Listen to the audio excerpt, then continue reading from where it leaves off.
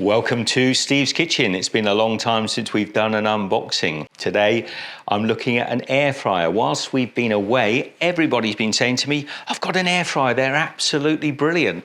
Well, we've had them in the past and I found them to be a little so-so, but I've done some research and America's Test Kitchen say the Instant Vortex Plus is the best air fryer currently on the market. And I kind of agree from the specs. So I've decided to get one. Here it is. Let's get this thing out of the box while I talk to you. What I want to find out is how good is the Instant Vortex air fryer. It's a bit of a mouthful, isn't it? And also I'd love to know from you, if you've got an air fryer, whether or not you've been able to cook the things you expected to cook with it, how successful it has been. And also if you've got any really cool ideas, maybe things that we can do over the next few episodes. We're going to be looking at this air fryer in depth and doing some really cool, fun and funky things with it. But if you've got any ideas of things you'd like me to test, maybe you've seen something online, viral videos showing crazy things you can do with an air fryer, share that with me, whether here on the video or Facebook, Instagram. I'd love to know what your thoughts are. Okay, let's take a look at this thing. Now, it's my first look. Okay, let's turn this thing on. So it's a nice, I think it's all touch screen on the front. I have no idea, I'd probably end up sort of baking something that I didn't mean to. This is what interested me, is it's got a nice big square dish. Now, a lot of the air fryers, they've got much smaller dishes, so I think we can do a lot more in this than you can do with the simpler round air fryers. It's got what feels like a sort of maybe a non-stick grate here, and this is apparently easy to clean.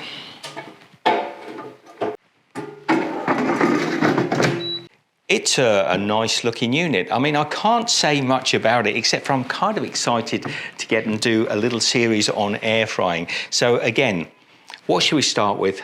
I'm not sure. The next episode you'll see we're going to be cooking something cool with this. I might do that experiment with different types of French fries, but we're not only going to be doing French fries. That would be a bit boring, and in that way it would only really replace a deep fat fryer. I want to push this thing to its limits and test it on all sorts of cooking methods because, as I say, I'm hoping this will replace 2 or 3 perhaps appliances in the kitchen, give you a little more cupboard space. Anyway, I'd love to know what your thoughts are. Comment down below. It's a new product, a new little series here in Steve's Kitchen. Be good. And from Michelle and I, she's the other side of the camera, we will see you in the next episode with some scrummy food. Take care. This is quite nice, Michelle. This is pretty well made, pretty solid, fully, I think it's probably non-stick. It's got little rubberized edges to the drip tray that goes in there. I wasn't sure whether it might have another tier, so it would have been quite nice if you do any air drying. It would be nice to have a second tier, but it doesn't seem to have. I think what people like about these sort of countertop air fryers is the fact that the heat is all up in here. The older ones that used to open up and down, you had that sort of hot surface when you lifted the lid up, but you know, it could potentially drop down on you, but on these ones it's all inside, so it's all very safe. And even this on top, this nice stainless steel top on here, it reminds me a little bit of coffee machines. You know, you can put some cups up there. I don't know whether that's going to just gather dust or whether, I don't know if you'd put that on there. Probably not going to put that on there after you've been cooking, but if you've got it out all the time on the kitchen, you could certainly put a nice plant pot on top of there or something. I have no idea. But yeah, so it's a tidy little unit. It's fairly solid, reasonably well built. It's got a nice sort of non-slip base on there.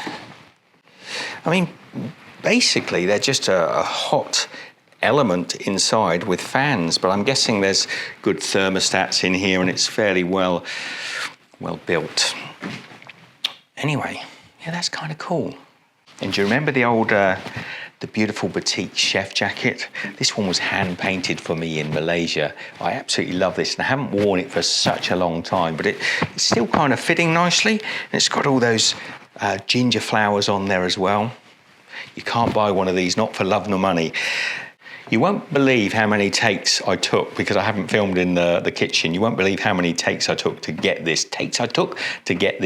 Little unboxing. So if you have enjoyed it, do hit the thumbs up, even for the fact that it's taken me virtually all day to film this.